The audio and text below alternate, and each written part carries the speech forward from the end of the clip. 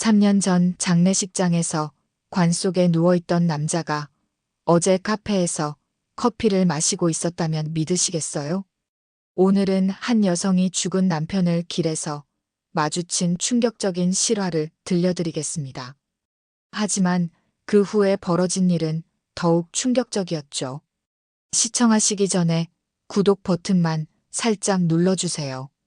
이런 미친 스토리가 더 궁금하시다면 말이죠. 서울 강서구에 사시는 42세 박미경 씨의 이야기입니다. 그녀는 3년 전 남편을 잃고 혼자 두 아이를 키우며 살고 있었어요. 매일 새벽 5시 30분, 미경 씨의 하루가 시작됩니다. 아이들 도시락을 싸고 아침을 준비하는 것부터죠. 13살 딸 서윤이와 10살 아들 준호를 혼자 키운다는 게 쉽지 않았어요. 남편 정민호 씨는 3년 전 새벽 고속도로에서 트럭과 충돌하는 사고로 세상을 떠났습니다. 당시 사고는 워낙 참혹해서 시신 확인도 어려웠다고 하더라고요. 보험금과 남편이 남긴 작은 유산으로 아이들을 키우며 평범하게 살아가고 있었던 미경 씨. 미경 씨는 동네에서 작은 반찬 가게를 운영하고 있었습니다. 남편이 죽고 나서 생계를 위해 시작한 일이었죠. 단골 손님들도 생기고 그럭저럭 안정적인 생활을 유지하고 있었어요. 아이들도 아빠 없이 자라는 것에 적응해 가고 있었습니다. 지난달 27일 오후 2시, 미경 씨는 평소처럼 시장에서 반찬 재료를 사러 나갔어요. 양파와 당근을 고르고 있는데 갑자기 누군가가 뒤에서 말을 걸었습니다. 실례합니다. 혹시 박미경 씨 아니세요? 낯선 남자의 목소리였어요. 미경 씨가 돌아보는 순간 그녀의 얼굴이 하얗게 질렸습니다. 그곳에 서 있는 사람은 분명히 죽은 남편 정민호였거든요. 3년 전 장례식장에서 마지막으로 본 그 얼굴 그대로였어요. 당신이 누구세요? 미경 씨는 떨리는 목소리로 물었어요. 하지만 그 남자는 미소를 지으며 대답했습니다. 아, 죄송해요. 사람을 잘못 봤나 보네요. 그리고 그 남자는 자연스럽게 다른 곳으로 사라져 버렸어요. 미경 씨는 그 자리에 서서 멍하니 그 뒷모습을 바라보고 있었죠. 혹시 내가 잘못 본 건가? 하지만 그 얼굴, 그 목소리, 심지어 걸음걸이까지 너무나 똑같았어요. 미경 씨는 집에 돌아가서도 계속 그 일이 머릿속을 떠나지 않았습니다. 그날 밤 아이들에게는 말하지 못했어요. 엄마가 오늘 죽은 아빠를 봤다고 할 수는 없었거든요.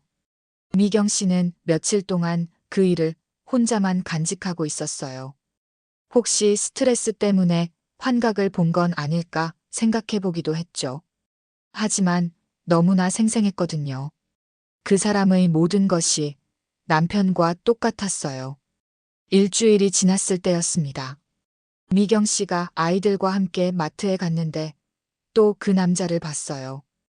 이번에는 확실했습니다. 같은 옷을 입고 같은 표정을 지으며 과자를 고르고 있는 그 남자는 분명히 죽은 남편이었어요. 미경 씨는 아이들에게 잠깐만 기다리라고 하고 그 남자에게 다가갔습니다. 저기요. 정말 모르시겠어요? 그 남자는 고개를 돌리더니 당황한 표정을 지었어요. 죄송한데 저희가 아는 사이인가요? 목소리까지 완전히 똑같았거든요. 정민호 씨 맞죠? 제 남편 정민호요. 미경 씨가 떨리는 목소리로 물었을 때 그 남자의 표정이 순간 굳어졌어요. 그리고 곧바로 당황한 듯 고개를 저었습니다. 아니에요. 제 이름은 이상현이에요. 정말 사람을 잘못 보신 것 같은데요. 그 남자는 급하게 마트를 빠져나갔어요. 미경 씨는 그 모습을 보며 확신했습니다. 저 사람은 분명히 내 남편이야. 하지만 왜 모른 척을 하는 거지? 집으로 돌아오는 길 미경 씨의 머릿속은 복잡했어요. 도대체 무슨 일이 벌어지고 있는 거지? 그날 밤 미경 씨는 3년 전 사고 당시를 다시 떠올려 봤어요. 경찰서에서 연락이 왔을 때를 말이에요. 부인, 교통사고가 났는데 남편분이 심각한 상태입니다. 급히 병원으로 가세요. 병원에 도착했을 때 의사는 이미 사망했다고 했어요. 시신이 많이 손상되어서 직접 확인하기 어렵다고 했죠. 미경 씨는 그때 너무 충격을 받아서 제대로 확인하지도 못했어요. 장례식도 빨리 치렀고요. 지금 생각해보니 뭔가 이상했던 것 같아요. 혹시 그때 진짜로 죽지 않았던 건 아닐까? 미경 씨는 점점 확신이 들기 시작했어요. 마트에서 본 그 남자는 분명히 남편이었거든요. 하지만 왜 모른 척을 하는 걸까요? 미경 씨는 더 이상 참을 수 없었어요. 진실을 알아내기로 결심했거든요. 다음 날부터 그 남자를 찾아 나서기 시작했습니다. 먼저 마트 직원들에게 물어봤어요. 저기 키 큰 남자분 아세요? 어제 과자 코너에 계셨던. 아, 그분이요? 이상현 씨라고 하던데요. 한 달 전부터 이 동네에 이사 오신 것 같아요. 마트 직원의 대답을 들은 미경 씨는 더욱 의심스러워졌어요. 한 달 전에 이사를 왔다고?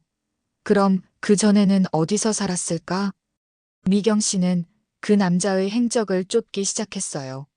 며칠 동안 동네를 돌아다니며 그 남자를 찾아다녔죠. 그러던 중 근처 카페에서 그 남자를 다시 발견했어요. 이번에는 혼자 커피를 마시며 신문을 읽고 있었어요. 미경 씨는 멀리서 지켜봤습니다. 그 남자의 모든 행동이 남편과 똑같았어요. 커피 마시는 방식, 신문 넘기는 습관, 심지어 무의식 중에 하는 손동작까지요. 저 사람은 분명히 민호야. 확신이 들었어요. 그 남자가 카페를 나서자 미경 씨는 뒤따라갔어요. 그 남자는 근처 원룸 건물로 들어갔습니다. 301호였어요. 미경 씨는 그 주소를 외웠어요. 이제 그 남자가 어디 사는지 알았거든요. 집으로 돌아온 미경 씨는 인터넷으로 그 주소를 검색해 봤어요. 그리고 충격적인 사실을 발견했습니다. 그 원룸은 한 달 전에 이상현이라는 이름으로 계약되어 있었어요. 하지만 보증금과 월세를 낸 계좌는 남편 정민호의 비밀 계좌였던 거예요. 어떻게 이런 일이? 미경 씨는 믿을 수 없었어요. 죽은 남편의 계좌로 다른 이름의 집을 얻었다는 게 말이 되나요? 뭔가 거대한 음모가 있다는 걸 직감했어요. 미경 씨는 남편의 옛날 물건들을 다시 뒤져봤어요. 혹시 놓친 단서가 있을까 해서요. 그러던 중 남편의 옛날 휴대폰을 발견했어요. 3년 전부터 서랍에 넣어두고 그냥 잊고 있었던 거였죠. 충전을 해보니 놀랍게도 아직 작동했어요. 그리고 그 안에서 충격적인 문자들을 발견했습니다. 계획대로 진행하자. 일단 사라져야 해. 보험금 정리되면 연락할게. 사고 이틀 전에 보낸 문자였어요. 받는 사람은 강철수라는 이름이었어요. 미경 씨는 그 이름을 기억했어요. 남편의 대학 동창이었거든요. 몇 년 전에 집에 놀러 온 적이 있었는데 뭔가 수상한 사업을 한다고 했었어요. 미경 씨는 더 많은 문자들을 확인해 봤어요. 아내는 의심하지 않고 있어. 계획이 완벽하게 진행되고 있다. 아이들도 모르고 있고. 미경 씨의 손이 떨렸어요. 남편이 자신과 아이들을 속이고 무슨 계획을 세웠다는 말인가요? 더 이상한 문자도 있었어요. 보험금 5억이면 충분히 새 인생 살 수 있어. 신분도 준비해뒀고. 미경 씨는 그제야 모든 것을 이해하기 시작했어요. 남편이 가짜로 죽음을 꾸미고 보험금을 타낸 다음 새로운 신분으로 살려고 했던 거예요. 그런데 왜 하필 이 동네에 나타난 걸까요? 미경 씨는 더 파고들기로 했어요. 강철수라는 사람을 찾아봐야겠다고 생각했거든요. 인터넷으로 검색해보니 강철수는 사기 전과가 여러 번 있는 사람이었어요. 주로 보험 사기와 신분 위조 관련 사건에 연루되어 있었죠. 아, 그래서 민호가 이 사람과 손을 잡았구나.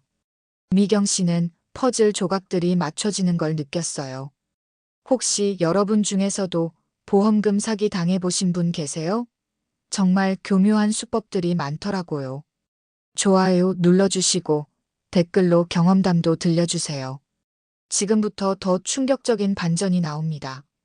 미경 씨는 남편의 다른 비밀들도 찾기 시작했어요. 컴퓨터를 뒤져보니 가짜 신분증 제작 업체와 주고받은 이메일들이 있었어요.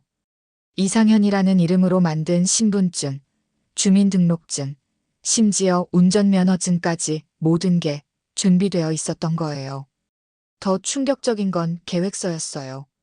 사고 꾸미기부터 시작해서 보험금 수령, 신분 세탁, 새로운 거주지 확보까지 모든 게 세세하게 적혀 있었어요. 심지어 아내와 아이들에게는 언제까지 연락하지 않겠다는 다짐까지 있었죠. 가족들은 새 인생의 짐이 될 뿐이다. 깔끔하게 정리하고 혼자 다시 시작한다. 미경 씨는 그 글을 읽고 온몸이 떨렸어요.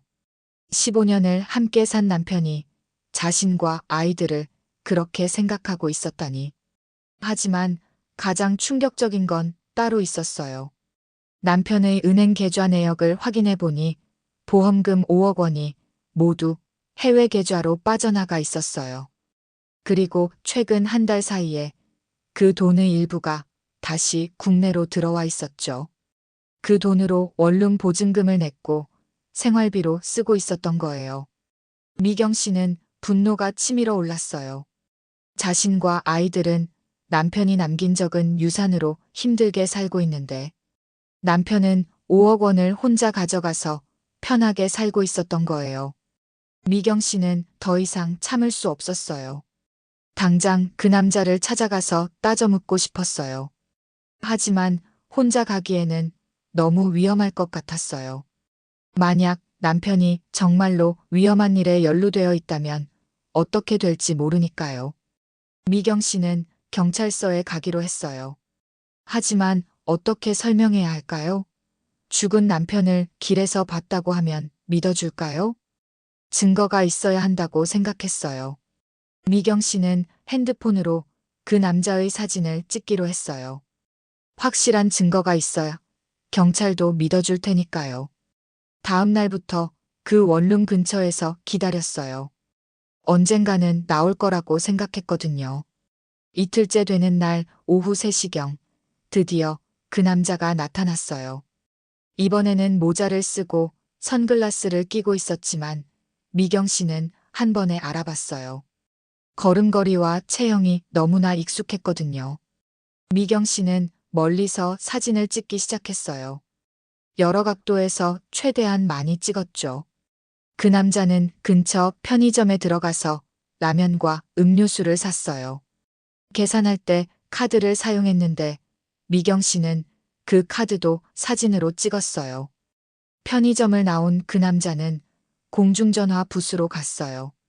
요즘 시대에 공중전화를 쓴다는 게 이상했거든요. 누군가와 통화를 하는 모습도 사진으로 찍었어요. 통화 내용은 들리지 않았지만 표정이 심각해 보였어요.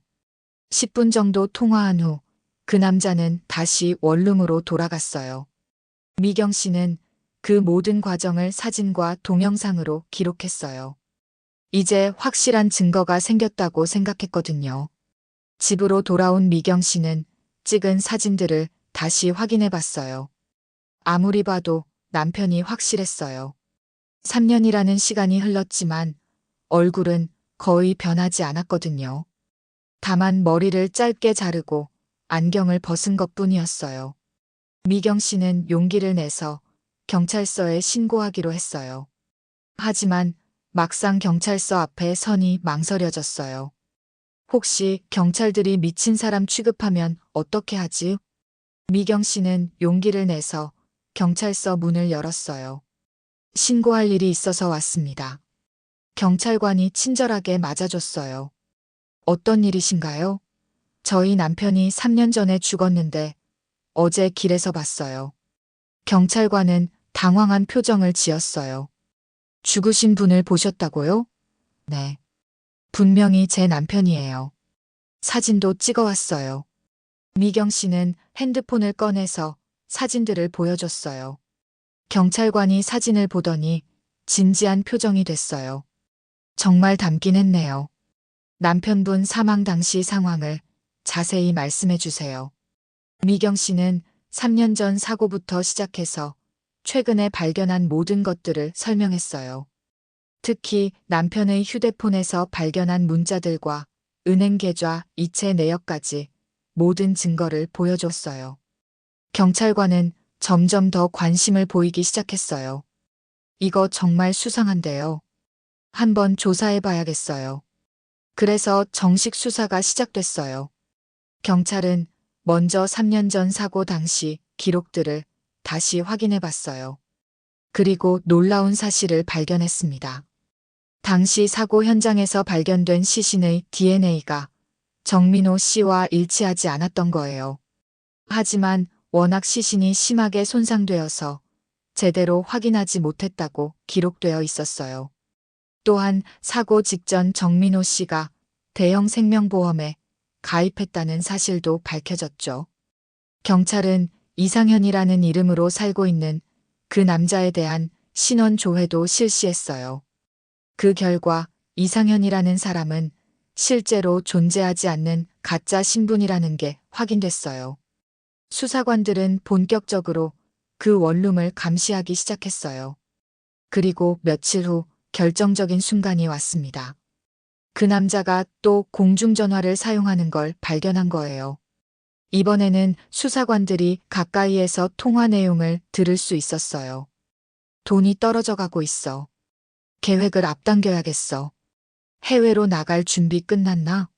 그 남자는 누군가와 해외 도피 계획을 논의하고 있었어요. 경찰은 더 이상 기다릴 수 없다고 판단했어요. 증거가 충분히 확보됐다고 생각했거든요. 다음 날 새벽 5시 경찰들이 그 원룸을 급습했어요. 경찰입니다.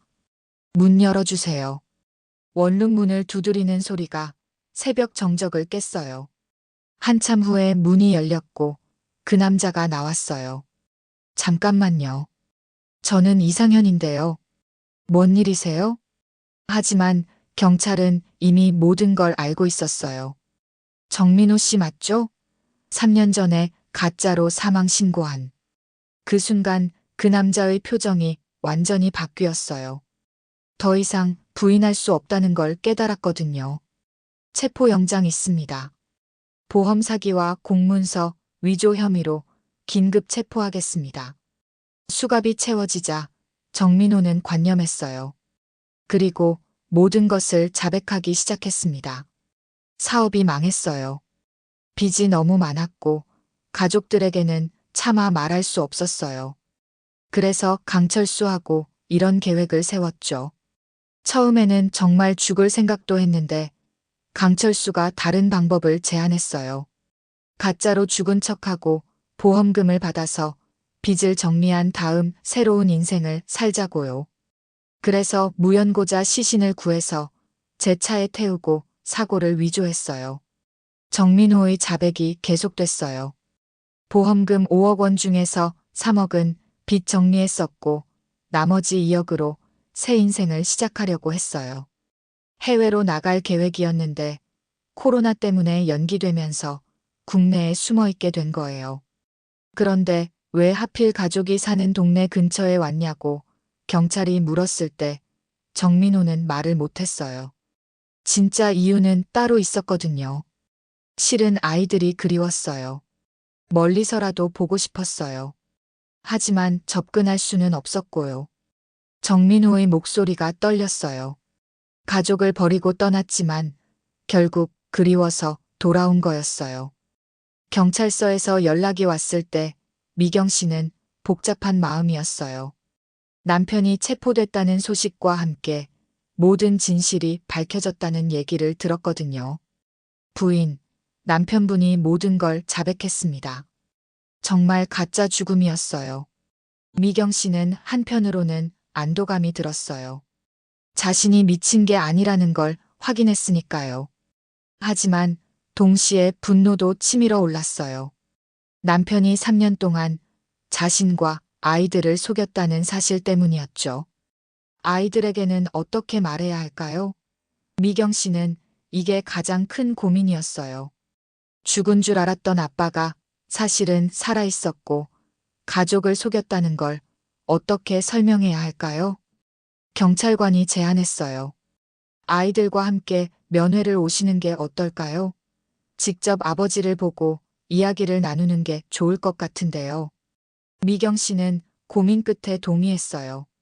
면회 당일 서윤이와 준호는 아빠를 보고 울음을 터뜨렸어요. 아빠? 정말 아빠야? 아이들은 믿을 수 없다는 표정이었어요. 3년 동안 아빠 무덤에 가서 울었는데 그게 가짜였다니. 정민호도 아이들을 보고 눈물을 흘렸어요. 서윤아, 준호야. 아빠가 미안해. 정말 미안해. 하지만 서윤이는 아빠에게 등을 돌렸어요. 왜 우리를 버리고 갔어요? 왜 죽은 척 했어요? 준호는 아직 상황을 이해하지 못했어요. 아빠, 이제 집에 와요. 엄마가 많이 울었어요. 그 순간 정민호는 더욱 울음을 터뜨렸어요. 자신이 가족들에게 얼마나 큰 상처를 줬는지 깨달았거든요. 미경 씨는 남편을 차갑게 바라봤어요. 15년을 함께 살았는데 나한테는 한마디 말도 없이 떠났네요. 그것도 죽은 척까지 하면서. 미안해, 미경아. 정말 미안해. 다른 방법이 없었어. 다른 방법이 없었다고요? 미경 씨의 목소리가 높아졌어요. 가족끼리 상의하고 함께 해결할 생각은 안 했어요? 빚이 있으면 같이 갚아나가고, 힘들면 같이 견디면 되는 거 아니었나요? 정민호는 대답할 말이 없었어요.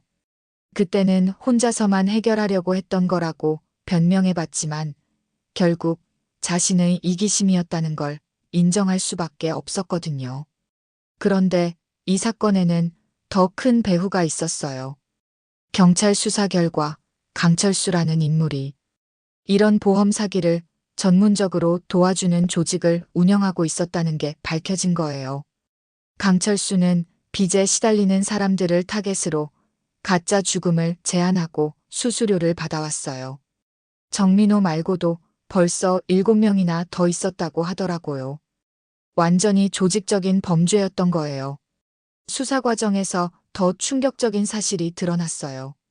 강철수는 정민호에게 가족들을 완전히 버리고 해외로 도피하라고 계속 압박했대요.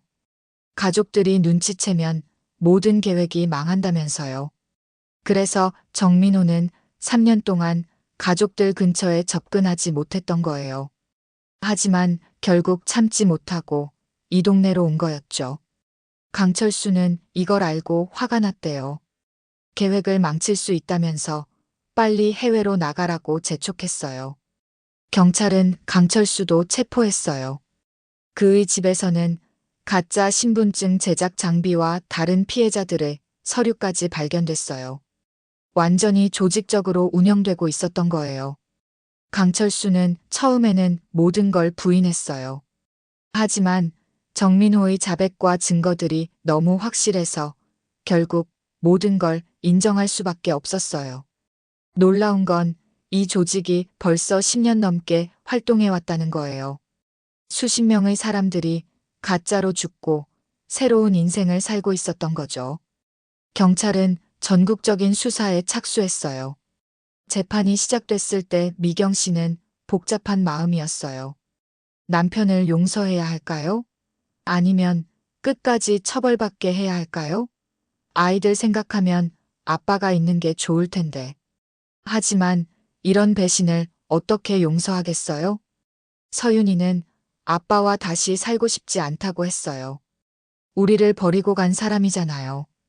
엄마 혼자서도 우리 잘 컸어요. 13살이지만 성숙한 판단이었어요. 하지만 준호는 달랐어요. 아빠가 집에 왔으면 좋겠어요. 그래도 우리 아빠잖아요. 어린 준호에게는 아빠의 존재 자체가 소중했거든요. 미경 씨는 정말 어려운 선택에 직면했어요. 가족의 의견도 다르고 자신의 마음도 복잡했거든요. 한편으로는 15년을 함께 산 남편이니까 다시 기회를 줘야 하나 싶기도 했고요. 재판에서 정민호는 진심으로 참회하는 모습을 보였어요. 가족들 앞에서 무릎을 꿇고 용서를 빌었어요. 미경아, 아이들아. 아빠가 정말 잘못했어. 평생 후회하며 살 거야. 하지만 미경 씨의 마음은 쉽게 움직이지 않았어요. 3년 동안 혼자 아이들 키우며 얼마나 힘들었는지 생각하니 분노가 다시 치밀어 올랐거든요. 후회한다고 해서 지난 3년이 돌아오나요? 결국 미경 씨는 이혼을 선택했어요. 하지만 아이들을 위해서 아빠와 만날 기회는 주기로 했어요. 완전히 차단하는 것보다는 아이들이 선택할 수 있게 해주려고 했거든요. 재판 결과 정민호는 보험 사기와 공문서, 위조 등의 혐의로 3년 6개월의 실형을 받았어요. 강철수는 주범으로 7년을 선고받았고요. 다른 공범들도 모두 처벌받았어요. 미경 씨는 보험회사로부터 사기당한 보험금을 돌려받았어요. 5억 원 전액이 환수됐거든요. 갑자기 큰 돈이 생기자 미경 씨는 고민이 됐어요. 이 돈을 어떻게 써야 할까요? 결국 아이들 교육비와 더 좋은 집으로 이사 가는데 쓰기로 했어요. 그리고 나머지는 아이들이 성인이 될 때까지 적금으로 넣어두기로 했죠. 서윤이와 준호는 새 집에서 새로운 생활을 시작했어요. 처음에는 혼란스러워했지만 점점 안정을 찾아갔어요. 특히 서윤이는 이 일을 계기로 더 성숙해진 것 같았어요. 엄마, 우리 이제 정말 잘 살 수 있을 것 같아요. 서윤이의 말에 미경 씨는 눈물이 났어요. 힘든 시간을 견뎌낸 딸이 자랑스러웠거든요. 준호도 처음에는 아빠가 그리웠지만 시간이 지나면서 현실을 받아들이기 시작했어요. 아빠는 나쁜 일을 했으니까 벌을 받는 거예요. 우리는 엄마랑 잘 살면 돼요. 1년이 지난 지금 미경 씨 가족은 어떻게 살고 있을까요? 미경 씨는 반찬 가게를 더 크게 키워서 작은 식당을 열었어요. 정민호에게서 받은 돈으로 제대로 된 사업을 시작한 거예요. 서윤이는 중학교 2학년이 되었고 학급 회장까지 맡을 정도로 밝고 적극적인 아이로 자랐어요. 준호도 축구를 시작해서 동네에서 유명한 꼬마 선수가 됐고요. 정민호는 교도소에서 모범수로 생활하고 있어요. 아이들에게 편지를 쓰기도 하는데 서윤이는 받지 않고 준호만 가끔 답장을 해줘요. 미경 씨는 그것도 아이들의 선택에 맡기고 있어요. 강철수와 그 조직원들은 모두 중형을 받았어요. 그리고 그들 때문에 피해를 본 다른 가족들도 하나씩 진실을 찾아가고 있어요. 미경 씨의 신고가 많은 사람들을 구한 셈이죠. 미경 씨는 요즘 새로운 사람을 만나고 있어요. 식당 단골 손님이었던 40대 남성인데 아이들도 좋아해요. 아직 재혼까지는 생각하지 않지만 새로운 시작에 대한 희망은 생겼어요. 가끔 정민호가 왜 그런 선택을 했을까 생각해봐요. 가족을 사랑했다면 함께 어려움을 이겨나갔어야 하는데 혼자만 도망치려고 했던 거죠. 결국 그 도망이 더 큰 불행을 만들었어요. 여러분도 힘든 일이 있으면 혼자 해결하려고 하지 마세요. 가족이나 주변 사람들과 함께 상의하고 도움을 받으세요. 거짓말과 속임수로는 절대 행복해질 수 없어요. 오늘 이야기가 재미있으셨다면 구독과 좋아요는 기본이죠. 여러분이 직접 겪은 황당한 경험담도 댓글로 들려주세요. 다음에는 더 충격적인 이야기로 찾아뵙겠습니다. 여러분 모두 가족과 함께 행복한 하루 보내세요.